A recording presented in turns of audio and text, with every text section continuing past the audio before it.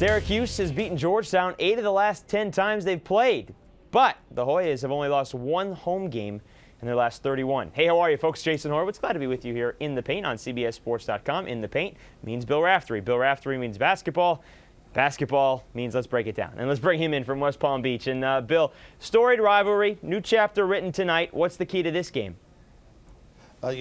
First of all, the zone is something that I'm sure John Thompson III is concerned about. But whenever I hear this series and these numbers, and you think of Jim Boeheim and John Sr., you think of the winning streak at Manly when Georgetown went in and beat them there in the last game. And John said, Manly is officially closed. And there was such an intense, confrontation in those days. And, those two end up great friends, as it turned out. When Jimmy Boeheim won the NCAA title, who did he come over and hug? We were doing the radio together, but John Thompson. But having said that, John III, his team is a very solid team. They're not a great rebounding team, and they're not as aggressive team as some of those Georgetown teams you might remember from days before. Summers is a kid who can do some of the aforementioned things. Monroe, more of a finesse player and a great player, no question about it. But I think the biggest concern as you prepare for the Cuse is how you attack the zone.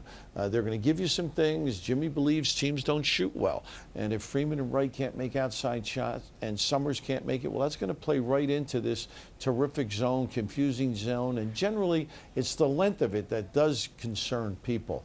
Counter that with a Syracuse team that under the radar. Everybody's talking about a lot of the others in the conference. And, Flynn, to me, is one of the premier guards in the country. Harris, a terrific small forward. Onuaku's playing great basketball.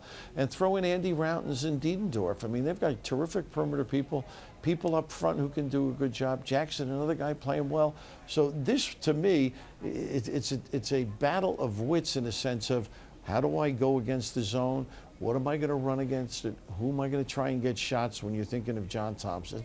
And then counter that with Jimmy Boeheim. They're going to try and go up and down. They don't have to worry about the Princeton offense, or as John calls it, the Georgetown offense, because the zone eliminates the running of that. So he's just going to run his stuff against whatever they happen to run. So I think the preparation is easier for Jim Boeheim. That doesn't mean they're going to win, but I think John has a lot of other things to be concerned about. Why is this team under the radar, Bill? I mean, they've only lost one game, and it was on a 60-foot buzzer-beater heave by Cleveland State. In your mind, why is Syracuse under the radar? Well, I think they came into the conference, under the radar, and the Cleveland State game let the country know, well, maybe they're not that good. But this is a terrific basketball team. They've been able to play good teams well.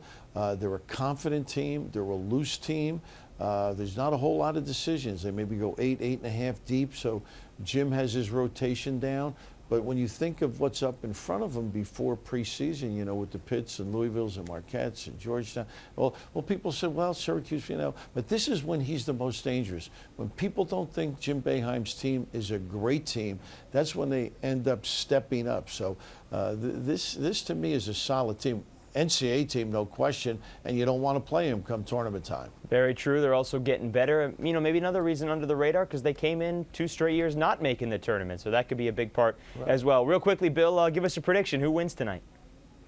Wow. I think the zone is going to have its impact. I think Georgetown needs it more.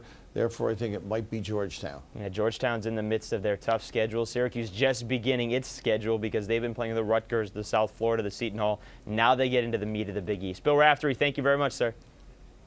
Okay, Jace. Looking forward to talking more Manly Fieldhouse with Bill Raftery. For more on this game, be sure to stay with CBSSports.com. For Bill Raftery, I'm Jason Horowitz. Take care, folks.